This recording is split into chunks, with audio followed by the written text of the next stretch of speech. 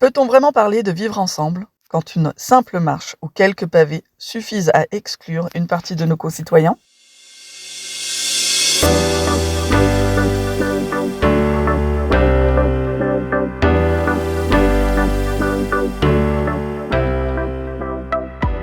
Mais le véritable enjeu de la semaine, celui qui nous interroge sur la capacité à construire une société réellement inclusive, s'est déroulé vendredi dernier dans les rues de Louhans.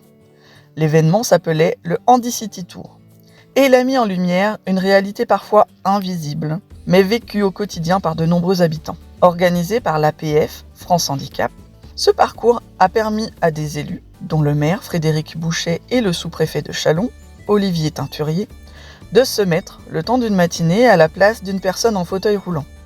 Et le verdict est sans appel. Malgré une loi sur l'accessibilité qui date de 2005, soit près de 20 ans, se déplacer et accéder au commerce à Louhans reste un parcours du combattant. Les pavés de la grande rue, si pittoresques, se transforment en épreuve pour un fauteuil roulant. Les marches, même petites, à l'entrée des magasins, deviennent des murs infranchissables. Sébastien Burlillon, représentant de l'APF Bourgogne-Franche-Comté, a résumé la situation avec une force tranquille mais déterminée. Je cite : « Nous sommes des citoyens comme les autres.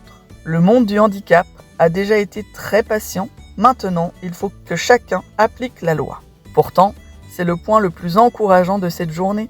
Des solutions simples, pragmatiques et peu coûteuses existent. Georgette, une participante directement concernée, l'a démontré avec une rampe amovible prêtée par Santé Service. Ces mots sont pleins de bon sens. Une rampe comme celle-ci, ce n'est pas cher et on peut la ranger partout dans son magasin. L'installation de simples sonnettes a aussi été évoquée. La bonne nouvelle, c'est que le frein financier n'est plus une excuse. Le maire a rappelé l'existence du Fonds territorial d'accessibilité, un dispositif de l'État qui peut prendre en charge jusqu'à 50% des dépenses. De plus, la mairie s'est engagée à accompagner les commerçants dans le montage des dossiers pour lever les freins administratifs. L'enjeu est de taille.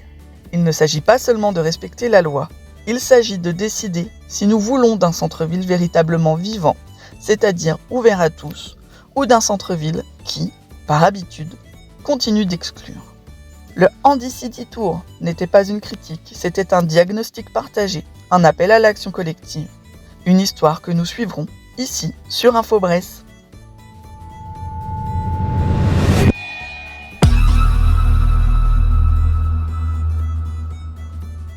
Merci de votre écoute.